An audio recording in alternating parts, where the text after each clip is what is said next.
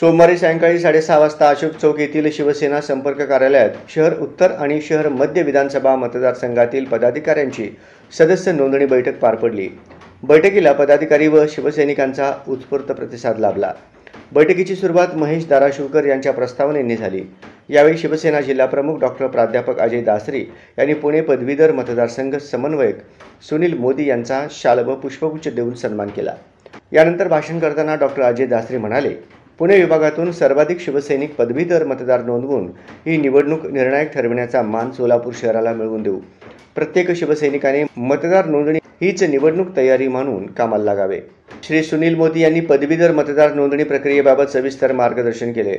त्यांनी सांगितले की पक्षप्रमुख उद्धवजी ठाकरे यांनी सर्व शिवसैनिकांना स्पष्ट संदेश दिला आहे की यावेळी निष्क्रिय राहायचे नाही। प्रत्येकाने आपला आणि आपल्या परिचयातील सर्व पदवीधरांचा मतदार नोंदणी अर्ज भरून शिवसेनेला बळ द्यायचे आहे। उद्धवजींच्या आवाहनाला प्रतिसाद देत आपण सर्वांनी जबाबदारीने ही मोहीम पार पाडली पाहिजे। बैठकीच्या शेवटी नाना मोरे यांनी आभार मानले।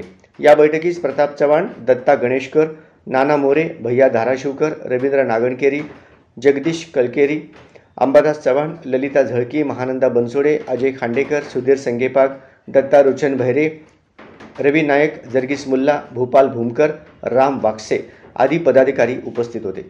विशेष म्हणजे या बैठकीत 65% पदवीधर पदाधिकारी उपस्थित होते। ही बाब बैठकीचे महत्त्व अधोरेखित करणारी ठरली।